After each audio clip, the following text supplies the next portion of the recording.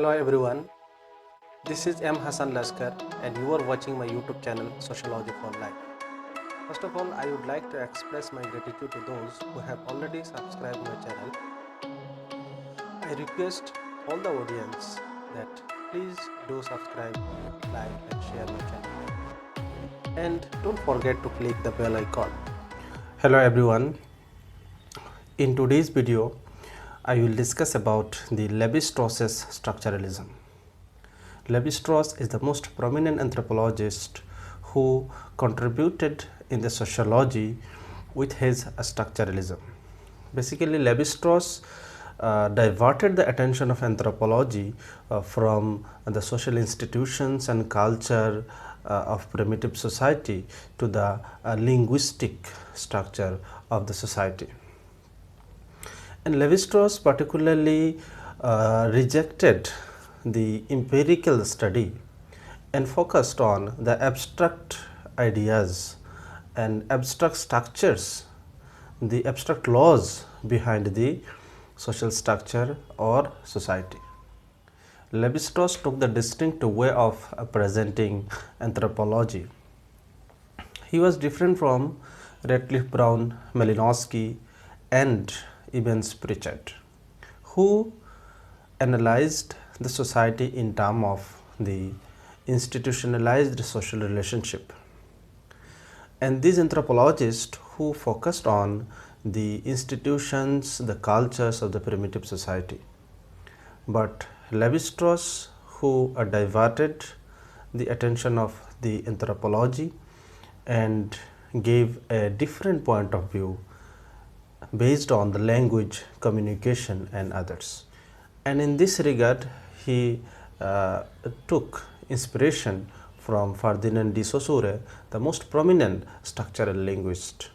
While Levi-Strauss took his attention from the Malinowski, Radcliffe Brown and Evans Pritchard, here I am giving you the reason.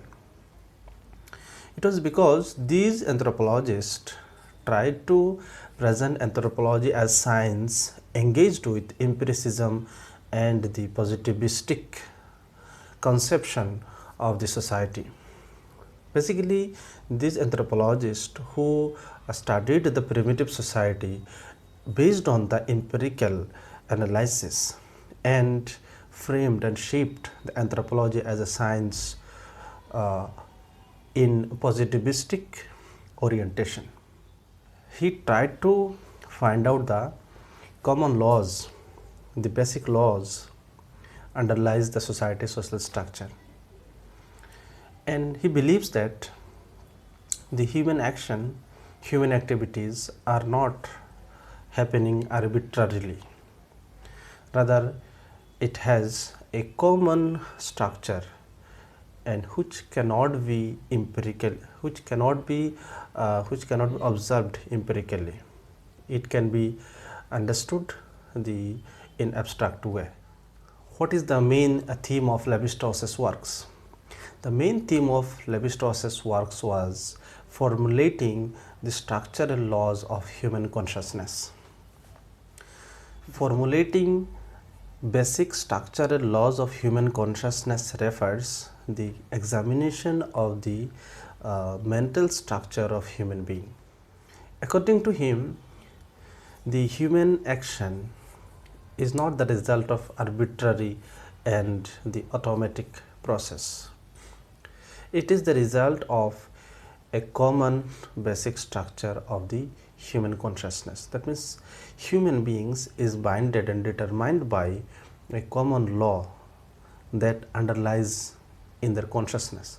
That is, human consciousness is determined by a common law. What according to Levi-Strauss is the structure of the society. Levi-Strauss argued that anthropology should be absorbed by semiology, and in other video I have explained about the semiology. Semiology means the study of signs and symbols of the society, and according to Levi-Strauss, the language, economics and kinship are the three important science system of the society. So he mainly focused on these three science system of the society. So he tried to say that anthropology should focus on the abstract social structure of the primitive society in relation to the modern society. And in this regard, he tried to understand the relationship between the primitive society and modern society. Since the anthropologist who focused on the primitive society and tried to differentiate the primitive society from modern society on the basis of the rationale of the human being, that is on the basis of the rationality of the human beings. And it was found in the anthropological study it was found in the anthropological study that primitive peoples were very weak in using rationale, and modern peoples are very advanced in using their rationale. But Levi-Strauss believes that there is no difference between primitive peoples and the modern people, because the human mind works on the basis of a common law of the consciousness. Levi-Strauss focused on the kinship system of primitive society, and according to him, this kinship system was a form of communication. He explained further, and he found in his study that primitive society maintains the clan endogamy. So they find their marriage partner outside the group. They don't get married within the group. That means they have a system called incest taboo. That is, within the group marriage is not possible. So basically he explained that one group who gives their girls to other groups and receives the girls from other group. That means the girls, the woman giver and the woman receiver. That is one group who gives the woman, other groups who receives the woman. But this do not happen within the same group. So they do it with other groups. So this happens because they need the solidarity in the society.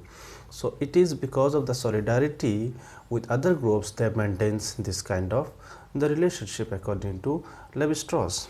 That means this kinship relationship is the communication among the groups in any particular society.